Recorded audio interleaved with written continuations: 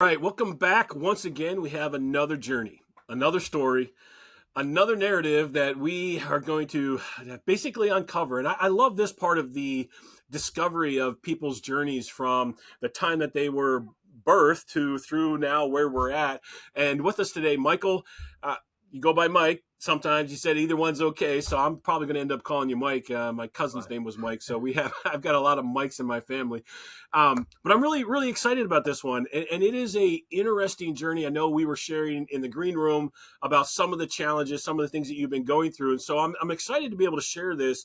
But honestly, I think the biggest thing that I'm excited about this whole storyline is where you're at today, which will come at the end. So you're going to have to listen all the way through. But I'm excited about where you're at today compared to where you started, and I'll just leave that as the teaser. But let's go ahead and get started the way we usually do. And we just meet in an elevator. We've got like 30 seconds. Who is Mike? How can just give us that 30 seconds of who you are, not necessarily what you do, but who are you?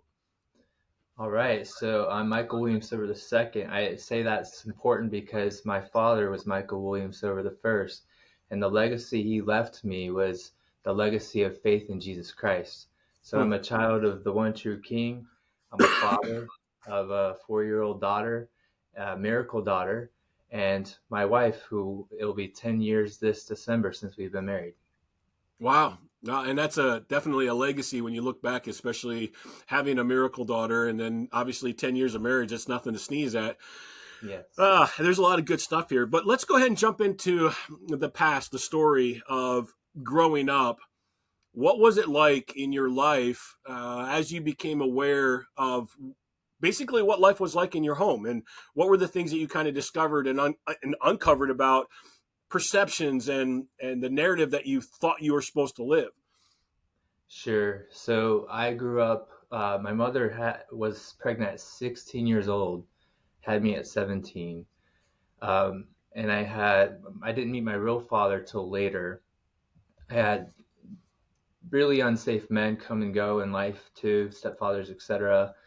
Um, I was left home a lot. My mom would check out and go wherever, and I had to take care of my younger brother. So I had believed that life is cruel, life is hard, and I'm just surviving, Hmm. you know? And later on, I found my mom in her actions made it known that I was unwanted. And it Hmm. turns out later, I was told that everybody except two people told her that she should have aborted me. And then she would use that on me and say, I should have. Wait. And So, how old were you when this whole aspect started? Was this like immediate? And how old is your younger brother? So, it sounded like you were pretty much put in charge at a very young age and given responsibility at a very young age. Maybe just walk us through that, because that's a man. You just a truckload just backed up and just dumped, like, whoa, that's a lot of stuff to just kind of digest in a second here. yeah. Um, because there's a lot of things in our lives that we look at of our past. Well, what were the ages? Where were you at as far as did you? There's a lot there. Yeah, I was under five, um, and my mom was still fairly young herself. So my brother, I'm almost. It was about 18 months. I'm 18 months older around. Okay. So I used to hold him and everything, and be the brave man of the house, whatever that meant. um, and I just believed that I had to be strong for somebody else. And Why?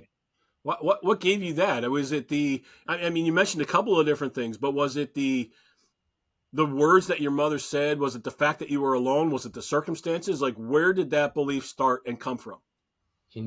that's a very curious question. I believe that we're made in the image of God, so there's God gives you these signposts throughout your life. And for some reason, deep down in my core, I thought something's wrong here, and there needs to be right in the world, right?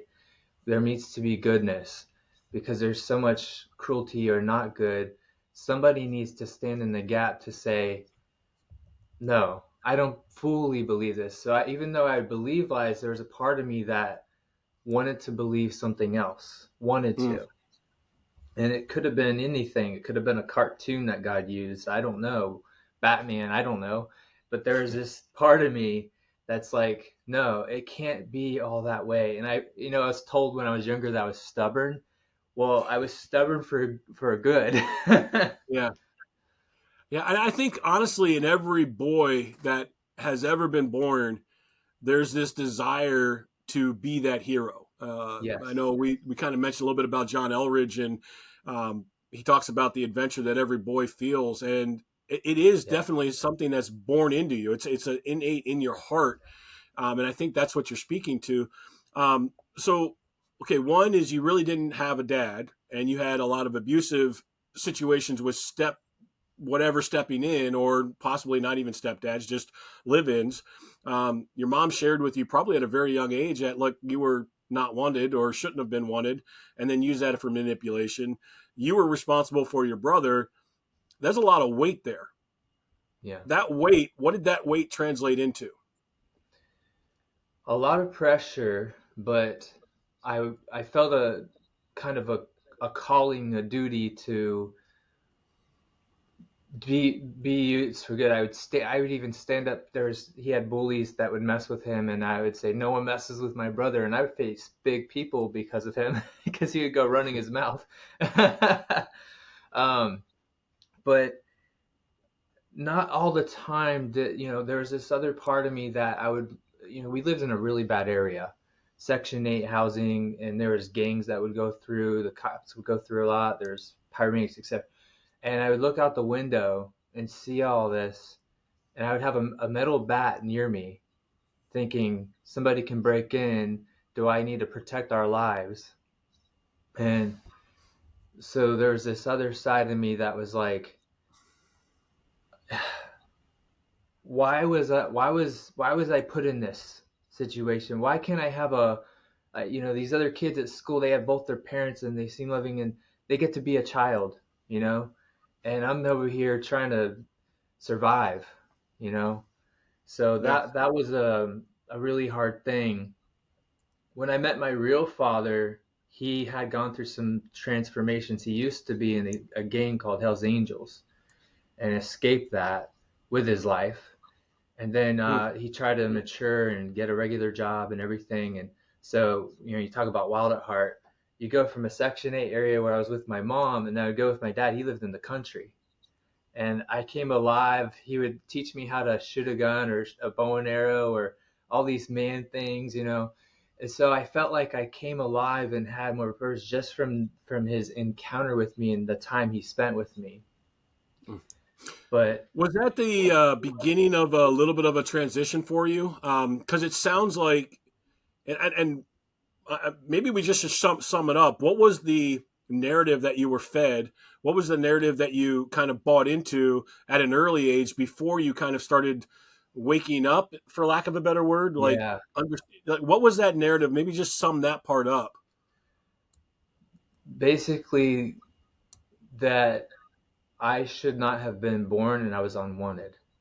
Mm, And in fact, it did even impact me where there was times where I had suicidal ideation or even plans.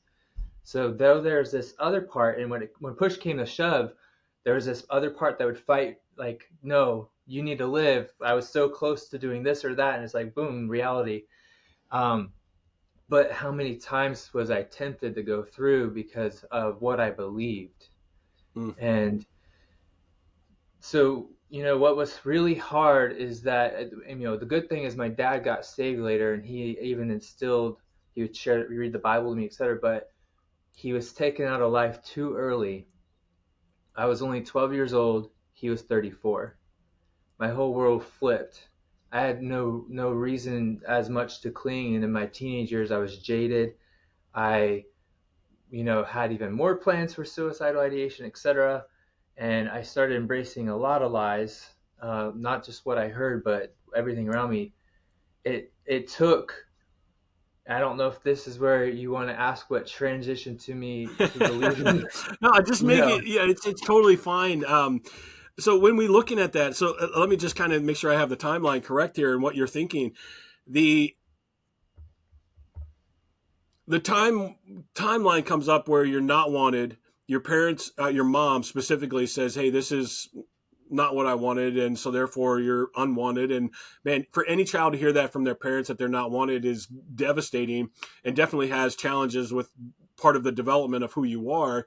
And then you step into and you get in touch with your dad before the age of 12, and then tragically your dad's taken away from you at the age of 12, and now there's another transition, there's another situation in your life that's forming, uh, maybe I could even say reaffirming the fact that life is just bad. I mean, like, it's just Yes, horrible. yes, yes, bad, and it's hard to know who to trust, etc. I mean, so you either want to be taken out or you don't really know that you have much to offer. And So then what's going on in your thankfully mind there's right at good that that point in came time? along the way. Yeah, what's going on in your mind at that point in time? I mean, like that, especially at 12, you're still at that stage of development, developing who it is that you are, basically writing and crafting your narrative. And so you've got all of these outside influences going and telling Right. you you're not worthy, you're not wanted, you have no value, and it's like basically all of this pressure saying that, and then internally you're feeling that, like, look, I can take up, I can be the hero, I can take responsibilities, but man, you're still young, still have a lot to learn. So what's Yeah. going on in your mind at that point in time when your dad passes and now you're out on your own again? Yeah. Maybe just touch briefly on that. Yeah. And at that time I had to survive truly because, and this kickstarts some of the entrepreneurial side. I got into being a newsboy, a paper boy, Yeah. and through that, I learned how to connect with people really well on the paper route, building relationships, etc. And I think God allowed that in my life as a buffer from the cruel and dysfunctional home life. I barely wanted to go home because I would either be told verbally things that were really horrible, or I would be hit, or whatever it was. So as much as I could, I tried to keep myself busy. And uh, so the paper route, I mean, there were some people who would let me in, and we'd have, Pepsi or whatever, and there's this elderly married couple, which was a good example to me because I saw a lot of dysfunction, not long lasting marriages that are love. Yeah. And that now I look back, hindsight, they had a picture of Christ on their wall. And I'm like, they were trying to reach me with love, and being like a family. And so I did well on the paper route and got good tips. And I live in Ohio, so you got throughout the year raking leaves, shoveling snow, etc. So I was always trying to find ways. And because I had to buy my own clothes, I had to buy my own food at 12 and on.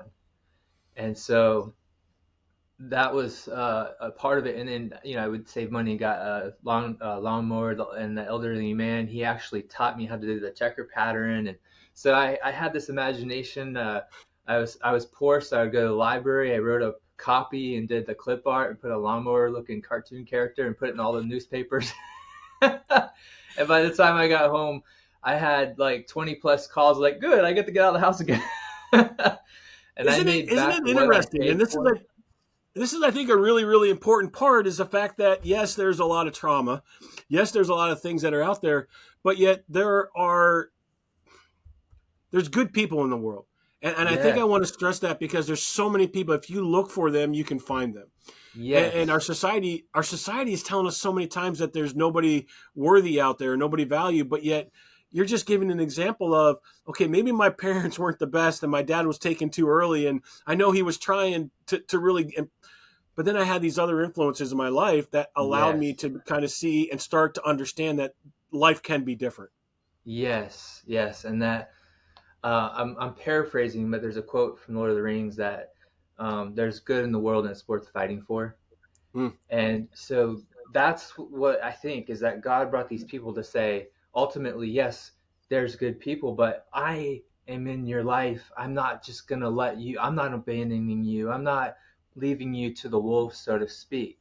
yeah. And I used to believe in that lie, that I was just like Darwinian evolution. I'm just left up to the wolves to survive, where I'm always having to look and be vigilant. But no, there's people I could be safe around in their house and over tea and some food or whatever.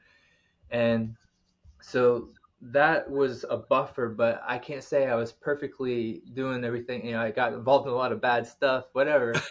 as we It was a as we mixed all bag. do. Yeah, I mean, like that's So the typical story. So was that the kind of was the paper route the start of the shift to realize that life could be different? Was that the ability to see and realize, hey, I actually do have some value here? Was that the beginning of that perspective shift, that mindset shift? that was definitely a big part of it. But you know what? There was little appetizers too. When I was little, I was diagnosed with dyslexia, and there was these loving, nurturing therapist teachers, and this is where I developed my love for reading because I had a hard time, and then speech. And now I do public speaking, and I don't even like to have the podium for me. I'll just go around and so I realized my voice has value, Mm, whereas I was told shut up or I'll. And so I was like, wait, there's people who actually want to hear my heart. That gave me hope along the way as well. Ultimately, though, if you want to go there, at 19 is when I had a near death experience. I got jumped by six guys, and through that, I heard the voice of God. And mind you, before then, I was searching and looking and getting involved in all kinds of stuff. And I heard, the life you lived was a lie. I have mm. plans for you. And I thought, what does that mean? Are you saying that every single thing is a lie? Like, what is this, some Matrix thing? No, it takes time with the sanctification of the Holy Spirit to peel off the layers of the onion. What does that mean? Lie after lie that I bought, that I believed, and his healing process to say, no, that's not true. You are a child that has inherent value and worth.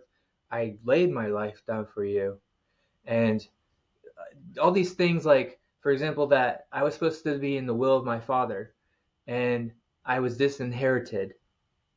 Whereas in Scripture, someone's life has to be laid down, so to speak, to be in the will. I am in the will of God the Father. you know and so there was these pieces that I started to realize my life is worth living. I have a purpose. My voice can be used as a conduit to encourage other people who have been through abuse or trauma or shame or etc. Suicidal ideation, you name it. I remember this lady said to me, everything you went through can be a ministry to reach people. It's not wasted. Well, I think there's that empathy that plays out because of all of the challenges that you walk through. There's an empathy that we have for others. So let's Yeah. walk through some of those transitions of, I call them discovery. What was it like to discover the fact that you have value? Oh, man, I feel a little emotional just thinking of it. Just thinking, my life is worth living. I have value. I was born for such a time as this. You read about Esther. Humanly speaking, I was an accident. I wasn't planned. Heavenly speaking, God's bird's eye view, I was planned before the foundations of the earth. So when you believe you have value inside, then it comes out. As Jesus said, the issues of life flow from your heart.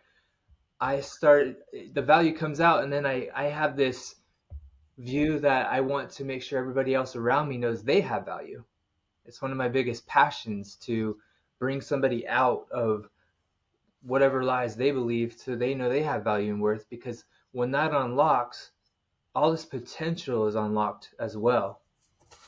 And God's used different things. That was a part of it. And my wife came in my life, and she spoke life over me as well. And that God used that. And I think I don't know if it was 2 or 3 years ago, I got on a coach call with you, and we figured out my mission, which is reaching my fullest potential to help others reach their fullest potential. And it's like I know a guy who has autism, and he used to walk around with a hunch, and you know he lacked people skills. I've known him since 2006 and coached and encouraged him, and he walks tall. He has confidence. He speaks. His vocabulary increased. His social skills grew. He's the top performer in the hospitality industry where he works, Mm. and that's not humanly possible, but with God it is.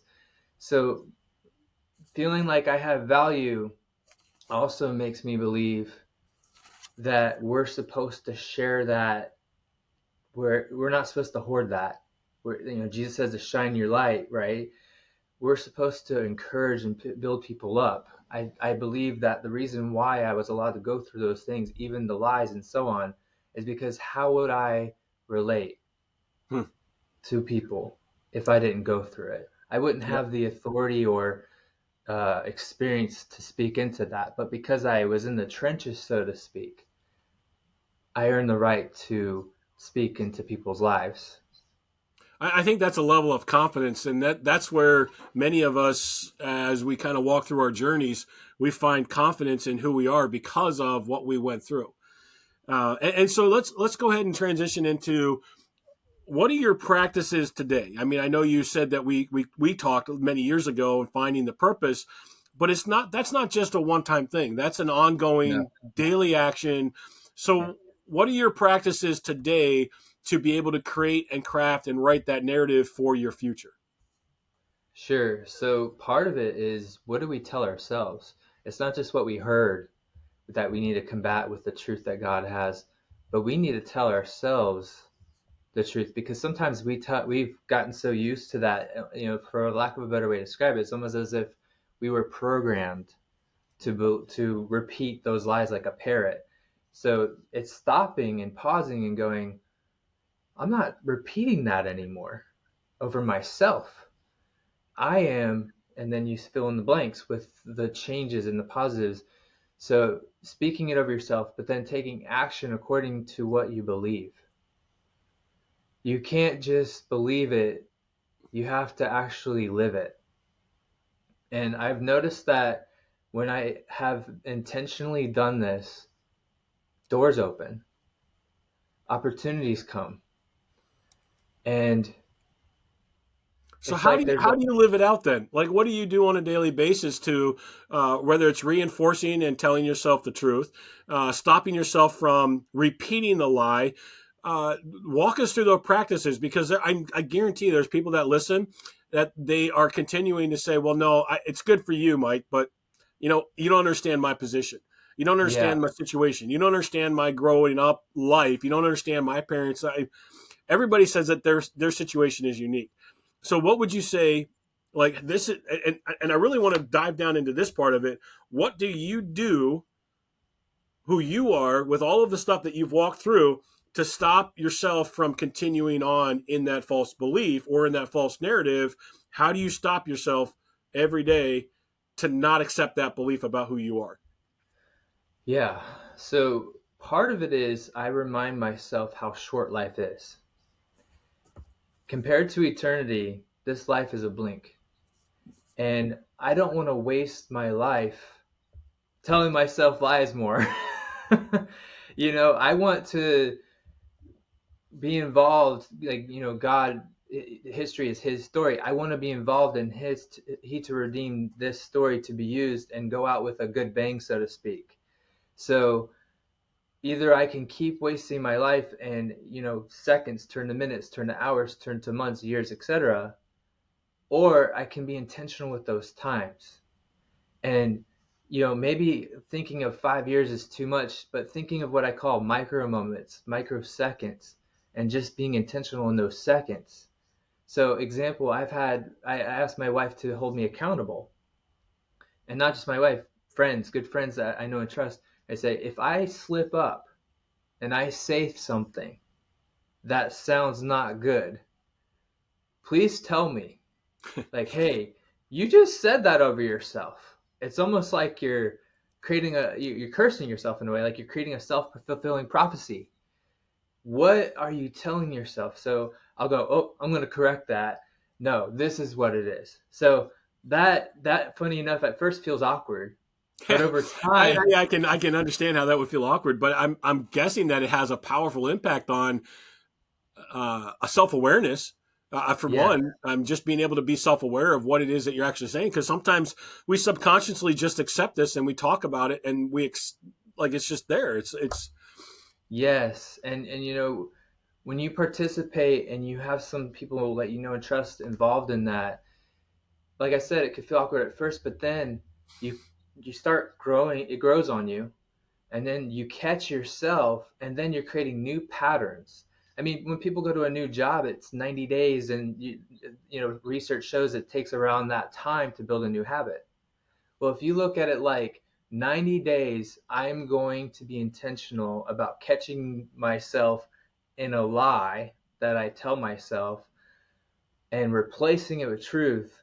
After those 90 days, you won't be saying those lies as much, if at all. And next thing you know, you're speaking way more life. And then it's not just for you. It becomes such a contagious habit that you're doing it to other people. You're like, I believe this about you, and most people actually need encouragement. So I rarely run into, oh, that was a weird thing you said, or it's more like, what, really? And it's like the light bulbs, and you know how they say that your eyes are the window to your soul. I see it in their eyes that they are so hungry for somebody to give them a encouraging word, and so it becomes addictive in a good way. yeah. Isn't it So isn't it interesting that you're saying this right now about how you provide that for somebody else, and yet the ages between you're 12 and 19 in the paper route, you had people that were doing this exact same thing for you. exactly, I saw a movie called Pay It Forward, and I love the concept that you take the good and pass it on. I look at those people, if I was in a relay race, that they were along the way giving that baton, right? They made a difference on me. When we go out of our way to help somebody else and encourage them, we have no idea what's below the surface. The tip of the iceberg and then what's below. Those people didn't know everything about my life or my life story or anything like that, but somehow they knew I was a child who needed attention, love, acceptance, acknowledgement, speak life, teach a skill, give me a chance. Mm-hmm. I remember I used to hear, if you give a man a fish, he'll Yeah. eat once, but if you teach him out, I want to rephrase that though. Not everybody has, if there, somebody's hungry for both. They need to be fed physically so they can pay attention better to the life lesson and know how to fish for life. I believe that we need to nourish people with whatever we have and an encouragement word. So, like when you treat somebody out to a coffee and maybe a meal and then invest those words of wisdom, I can guarantee you they'll remember that for the rest of their life. That one encounter. So, how many, so that stays with me, and I think about every person I talk to, it matters. What you say, what you do. Why did Jesus go out of his way to actually sit with people and say he fed them and spoke word of wisdom into their life? Yeah. So Yeah. what So greater way to bring an impact? yeah, yeah. So I mean, as we wind down here, what would you say is the number one thing you want somebody to walk away with? You matter. Your life matters, and everything you do matters. You can make it. Not only could you finally see how much God loves you and has plans for you, your life can be used to create a ripple effect that you might not even realize for eternity until you see Jesus, that there's all these people who are hungry for the same thing. You just one person you talk to, you can make a difference. So really think about that you were born for a time like this. Yeah, incredible stuff. And I know you're working on a nonprofit. I know you've got several things that are going on. Um, Obviously, we don't have time to go over everything, but I just wanted to throw that out there as kind of bait, for lack of a better word, that there's so much more depth to you, Mike. And I know that there's so many more things that are going on. So if somebody wanted to check out more about you, your organization, the nonprofits, the things that you're developing and working towards, where can they go to check things out? Sure, two things. You can find me on LinkedIn. I think I may be the only Michael Silver the second on there. Roman numeral two. The other thing is valormedia.org. VALORMEDIA.org. Probably the simplest way. And we're helping people with biblical worldview that shapes your not only the way you see the culture at large, but your own narrative in God's story and how you could be an agent for change in your spheres that God gave you. That's a big Yeah, that's heart incredible. thing right there. And if you didn't catch that, you're listening through the podcast, we will definitely put those things in the notes, the link for LinkedIn, and then also the link for the website. We'll definitely have that in the notes. Again, I say this every time, but I mean it from the bottom of my heart. If you heard something that touched you, impacted you, both my heart as well as Mike's heart is we want to hear from you. We want to know what's going on in your lives. And we don't just mean that as a surface thing. We really, truly are inviting you to be able to walk this journey, craft your narrative together with us. And that's our mission. That's our goal, is to be able to come along and support you. Um, if you want to watch and actually see the emotion in Mike's voice, if you're listening, you got go to YouTube, because you're going to actually see the power of there's so much more that's spoken when we can actually see the emotion and the facial expression. So maybe take a look at that through YouTube. And then again, we'll have more stories. Just subscribe, do what you got to do to be able to hear more of these incredible stories. And as we build them, it's just been a phenomenal journey so far, and we're going to continue on. So until next time, keep crafting, keep writing your narrative that defies all of the false beliefs that you've been taught. You've got to find that true narrative and just keep crafting it. We'll see you again.